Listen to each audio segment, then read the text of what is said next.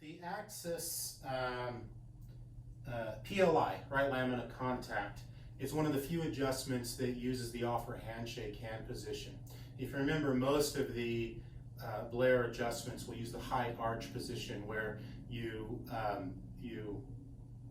let's see, ulnar deviate, extend, and then make these fingers really, really tight here and the thumb straight out like that to hold that piezoform in place and get the distal piezoform, not the middle piezoform, not the lateral piezoform, but the distal piezoform to contact and make the adjustment. On this one, the hand is going to come back just a little bit. It's actually going to go the other direction. It's going to radially deviate, okay?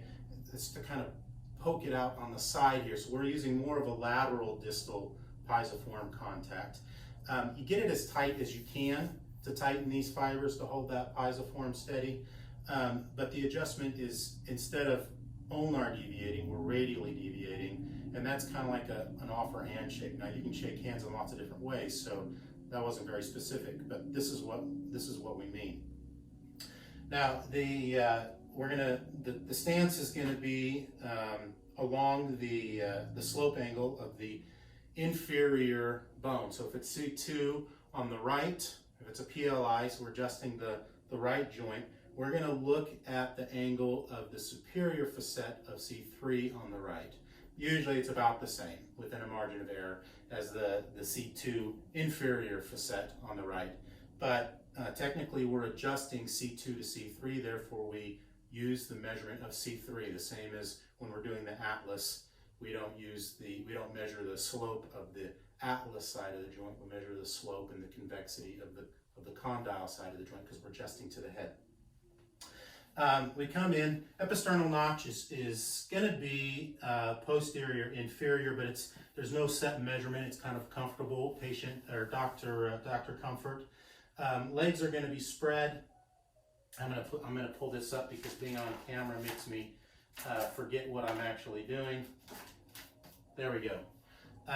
Legs are going to be spread even with each other, not staggered unless you have an odd angle and your table's in the way. But you're going to come in, you got your handshake position, you got the arm coming in. Now it doesn't have to be level, but it's going to be coming in mostly level with the ground. You're going to find your contact point, which is going to be the inferior portion of the posterior aspect of the facet joint, or back there on that part of the pillar of the lamina. This is one of the few adjustments that uses the inferior torque. So you're going to come in, now your arms, your ulnas are going to be in the same plane, like so many of our other adjustments.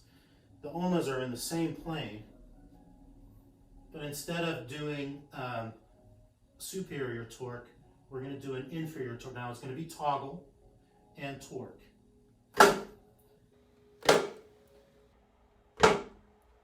And your ulna is going to end up straight over, fairly much straight over your contact point, going straight down to the ground.